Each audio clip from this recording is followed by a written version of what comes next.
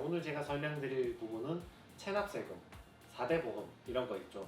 내가 요걸 못 냈는데 내가 채무가 은행도 있고 캐피탈도 있고 여러 가지가 있는데 세금도 못 낸 게 있어. 이럴 때는 어떻게 해결해야 하는가?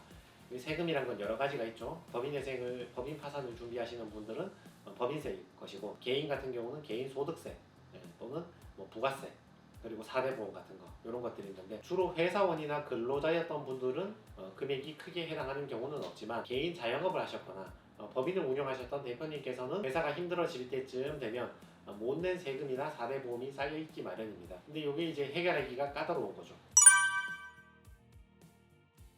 첫 번째, 비면책입니다.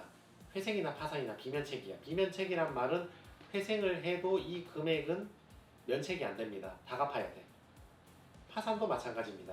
파산을 한다고 세금이나 4대 보험은 탕감을 해주지 않습니다. 그래서 기본적으로 비면책이라는 것을 머리에 염두에 두고 계셔야 됩니다.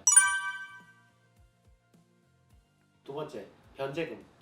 회생 같은 경우에는 비면책이지만 회생 절차에 포함은 되거든요. 그러니까 여러분께서 만약에 변제 기간이 36개월이잖아요. 그러면 그 앞에 있는 18개월 안에 여러분들은 세금을 납부할 의무가 있는 거예요. 그러면 여러분은 회생 진행이 가능한 거지.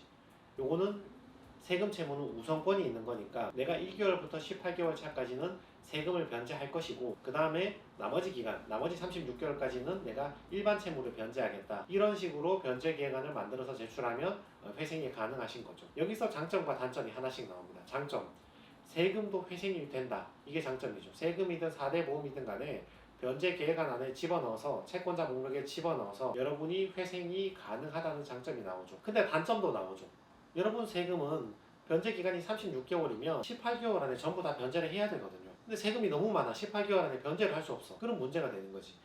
이때도 해결 방법이 있긴 합니다. 변제 기간을 5년으로 늘리면 되죠. 60개월로. 그러면 세금은 30개월 안에 다 변제하면 되거든요. 그럼 30개월 안에 나누어서 다 변제하면 되니까 회생이 가능하신 거죠. 자, 파산의 경우에는 변제 계획안이 없잖아요. 변제를 안 하잖아요. 근데 세금은 비면책이니까 세금만 가지고는 파산 신청을 할 수가 없는 거지. 근데 예외적으로 신청 자체를 들어갔던 경우가 몇 가지 경우가 있긴 하거든요. 세금인데 파산을 신청해서 이득 보는 경우가 몇 가지 있긴 했어. 요거는 법원에서 보정이 나왔을 때 요걸 설명해주는 방식이 몇 가지가 있긴 합니다. 그 해당하는 경우가 있기 때문에 또 개별적으로 물어보시면 제가 답변을 좀 드리겠습니다. 자, 그러면 세 번째로 제가 설명드릴 내용이 그러면 세금을 어떻게 해결을 해야 되는가? 회생 같은 경우는 아까 말씀드렸지만 18개월 안에 전부 변제를 하든지, 변제 계획안을 늘렸을 경우에는 30개월 안에는 세금을 변제를 해야 됩니다. 다른 채무보다 세금을 먼저 변제해야 되는 거죠. 그러니까 매출이나 소득 자체를 높여서 변제를 해주던지, 18개월 안에 변제를 해버리던지, 매출이나 소득을 높일 수 없는 상황이라면 변제 기간 자체를 늘려서 가늘고 길게 오랫동안 변제하는 방식으로 가야 됩니다. 파산 같은 경우는 여러분이 환가할 재산이 있다면 내가 이 재산을 환가해서 저 밀린 세금 정도는 변제할 수 있으니까 신청을 해달라고 한다든지, 아니면 세금 채무는 면책받을 실익이 없지만 다른 것은 면책받을 실익이 있다고 설명을 해주던지, 이런 방식을 취해야 됩니다. 그리고 마지막 방법, 카드 한도가 남아있거나 대출을 더 받을 수 있으면 그걸 대출을 받아서 세금을 변제하세요. 그러면 세금 채무는 사라지잖아요. 일반 채무만 남잖아. 그럼 일반 채무 가지고 회생이나 파산을 들어갈 수 있는 거죠. 그래서 내가 추가적으로 대출을 받아 있을 여력이 있을 때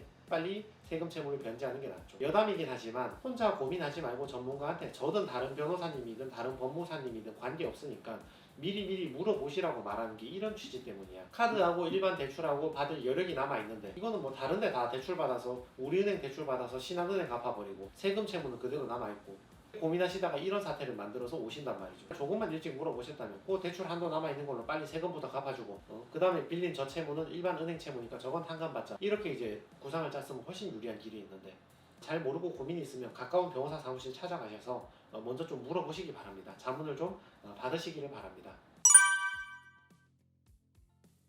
그래서 세금은 비면책이다. 그렇지만 회생 절차 내에 포함은 된다. 그리고 이를 해결하기 위해서는 소득을 높이든지 변제 기간을 늘리든지, 아니면 환수 처분을 해서 내가 변제할 재산이 있든지, 이런 방식으로 해결을 해야 된다.